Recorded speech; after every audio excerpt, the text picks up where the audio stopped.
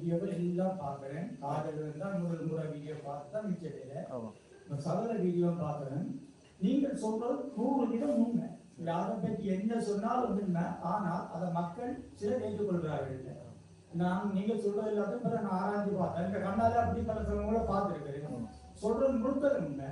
அந்த ஏதோ ஒரு கப்பலில் வந்து பெரிய இதெல்லாம் அதெல்லாம் உண்மை. உங்களுக்கு கொடுக்கலாம் வருது. அதே அரசாங்கம் ஏற்றுக்கொள்ளுது, மக்களும் சில மக்கள் ஏற்றுக்கொள்கிறார்கள். அதே மாதிரி நடக்கிற முழுக்களும் உண்மை. நீங்கள் ஆரம்பி பேசுகள் எல்லாம் உண்மை. நான் அதை ஆராய்ச்சி பார்க்கறது உண்மைன்னு எனக்கு தெரியல. சில மக்களாக அதை ஏற்றுக்கொள்ள முடியல. நீங்கள் உண்மையை சொல்றவங்க உங்களுக்கு கிடைக்காது. அவன் இந்த கருத்து. என்னென்றால் உண்மையாவே இந்த பாராளுமன்றத்தில் நான் இப்ப போய் நிக்கிறேன்னு சொன்னால் உள்ளூர்ல இருக்கிற தமிழாக்கள் தான் எனக்கு வாக்கு போட்டது. அதுல எந்த சந்தோஷம் இல்லை. சாவச்சேரி என்ற இதயம் அங்க இருந்தா எனக்கு வாக்கு விழுந்தது 7500 வாக்குன்னா அந்த சந்தோஷம் எப்படி இருக்குமெண்டா மெடிசின் வண்ணைகளையும் அந்த சந்தோஷம் இல்லை. மற்ற இடமெல்லாம் நம்ம வாக்குகள் வந்து 1500 2000 3000 மட்டும் தான் சேர்த்து கொண்டு இருக்கிறோம். சாவச்சேரி வாசிக்க 7500 வாக்கு, அங்க என்பிபி வந்து 5000 வாக்கு. சரிதானே. மற்றது எனக்கு தெரிய இங்கால வட்டுக்கோட்டை பக்கமும் ஒரு பெரிய அளவுல வாக்குகள் வந்தது. ஆனா அந்த வாக்குகளுக்கு காரணம் வந்து அர்ச்சுனா என்ற தனி மனிதன் என்ற விட புலம்பெயர் மக்கள் என்ற ஒரு பெரிய ஒரு சக்தி ஒன்றுதான் எனக்கு உண்மையான காரணம்.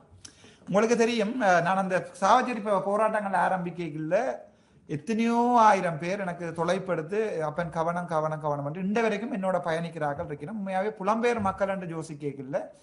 இப்ப எல்லாரும் நிலம் புலம் என்று எல்லாரும் பிரிச்சு கதைச்சாலும் எல்லாம் மாமா அப்பா சித்தப்பா தம்பி அண்ணன் மாதிரி தான் எல்லாரும்.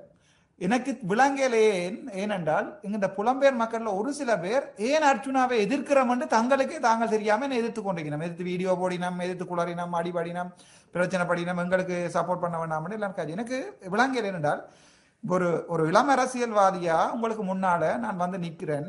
எனக்கு ஏதா நான் செய்கின்ற பிள்ளைகள் இருந்தா சொல்லித்தாங்க உண்டு. ஏனென்றா என்னுடைய வயசும் இந்த நாடுகள்ல உங்களுடைய வாழ்க்கை காலமும் சமன். சில பேர் சொல்லிக்கிறேன் தம்பி நான் 80ஆம் ஆண்டு வந்துட்டேன், நான் அப்ப பிறக்கவே இல்லை.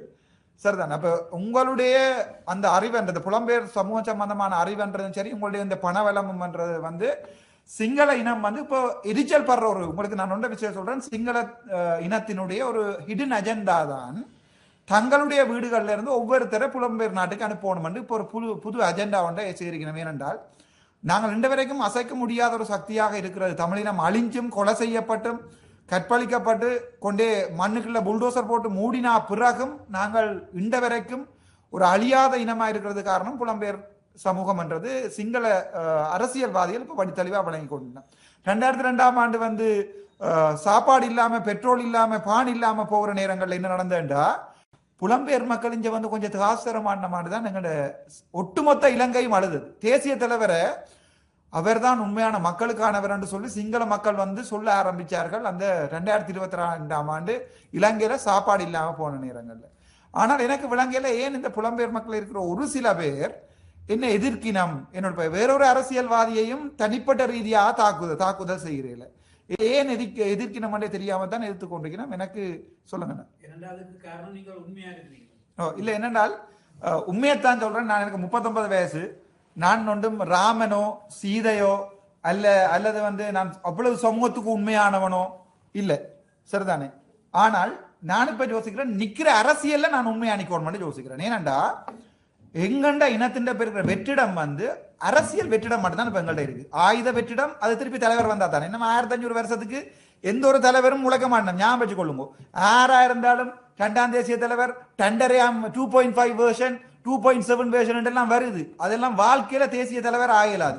சில பேர் கேட்டீங்கன்னா அடுத்த தேசிய தலைவரா நீங்க தான் பெற போறீங்களா? நான் சொன்னா அது மலை, இது மண். மலையை கொண்டே மண்ணோட ஒப்பிடாதீங்க. ஏனண்டா சிம்பிளா சொல்றவங்களுக்கு 30 வழக்கு விழுந்து எனக்கு இருக்கிற ஸ்ட்ரெஸ் வந்து அந்த மனுஷனுக்கு 30 நாடுகளோட அடிபட்ட ஸ்ட்ரெஸ்ஸுக்கு ஒப்பிடவே இல்லாது. உங்களுக்கு விளங்கிச்சா? உங்களுக்கு இப்ப உதாரணத்துக்கு இந்தியா எனக்கு எதிராக திரும்ப வைங்க, பாகிஸ்தான் திரும்ப நான் காணா போயிடுவேன். என்னடா நானோட சின்ன ஒரு மண். ஆனா அந்த மலையன்ற பேரை சொல்லி இந்தியாவில் அரசியல் செய்கிற அளவுக்கு அந்த மலை ஒரு காலத்துல எங்கள்ட்ட இருந்து எழும்பின மலை. ஆகவே நான் நினைக்கிறேன் என்னென்றால் புலம்பெயர் மக்கள் என்றது வந்து தலைவர் கடைசி நேரங்களில் யோசிச்சிருப்பார். எங்களுடைய போராட்டம் மீண்டும் தொடர வேண்டுமா இருந்தால் இந்த மன்னரை உங்களால தான் தொடர வேண்டும். ஆனால் என்ன கவலை என்றால் நான் ஷோட்டா முடிக்கிறேன். உங்களோட ஜெனரேஷனுக்கு முழு வேலையும் தெரியும். உங்களுக்கு தெரியும் புக்காராண்ட என்ன தெரியும், உங்களுக்கு தெரியும் மிதிவடி என்ன தெரியும், உங்களுக்கு ஆமிகாரம் கொண்டே எப்படி வச்சு தலைவிழா கட்டி அடிப்பாங்க, இதுல எத்தனையோ பேருக்கு தெரியும். ஆனா நீங்க என்னதான் சொன்னாலும் உங்களுடைய அடுத்த தலைமுறைக்கு விளங்காது. அவர்களுக்கு அந்த ஃபீலிங், நாங்கள் தேசிய தலைவருடைய காலத்தில் வாழ்ந்தமென்றது எங்களுக்கு சாகும் வரைக்கும் ஒரு புனிதமான வசனம். அது யாருக்கு விளங்குதோ யாருக்கு விளங்கலையோ தெரியாது. வாழ்ந்த எனக்கே அவ்வளவு சந்தோஷமா இருக்கண்டா, தேசிய தலைவரோட போராடின என்று சொல்ற ஒவ்வொரு தமிழனுக்கும் அது ஒரு பெரிய பலம், பெரிய சந்தோஷம். அந்த சந்தோஷத்தை அடுத்த சந்ததிக்கு கடத்த மறக்கிறோம். நாங்கள் எங்களுக்கு அடிபடுறோம். தேசிய தலைவர் என்ன செய்தவர் அந்த காலத்துல? எல்லாரையும் ஒற்றுமையா வச்சிருந்தவர். ஆனா தேசிய தலைவர் இல்லாத நாடுகள்ல சுவிஸ்ல எத்தனையோ அமைப்புகள் இருக்கா, எனக்கு உண்மையாவே தெரியாது. எனக்கு உண்மையாவே தெரியாது சொல்றேன்.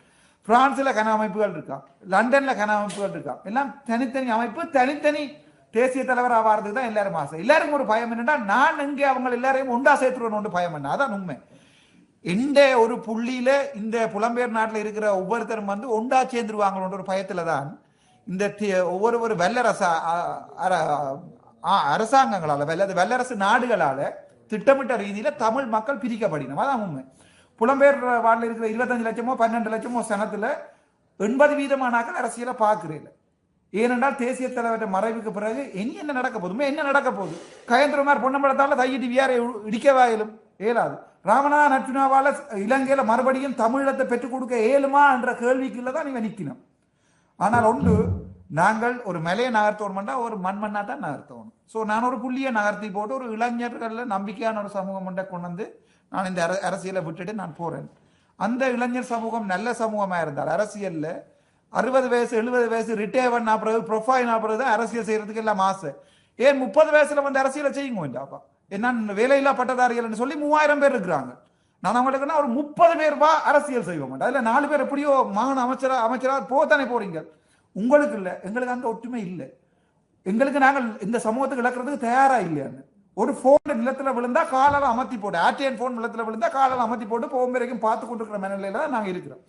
அந்த இளைஞர் பட்டதாரிகள் கேட்கிற ஒரு 30 பேர் வாங்க ராசா, எப்படியும் 38 பேர் இன்னொரு மாகாண சபையில எம்பியா போறீங்க. அதுல உங்கள் 30 பேரை போட்டு உங்களையே ஒருத்தனை முதலமைச்சராகி விட்டு நான் போறேன்டா, எனக்கு வேண்டாம். என்னடா 40 வயசு நான் கிழவன், என்னை பொறுத்த வரைக்கும் நான் கிழவன். 40 வயசுக்காரனும் அரசியல் செய்யக்கூடாதுன்னு நினைக்கிறவன் நான். அப்போ ஒரு 25 வயசுக்காரன் வேண்டாம்.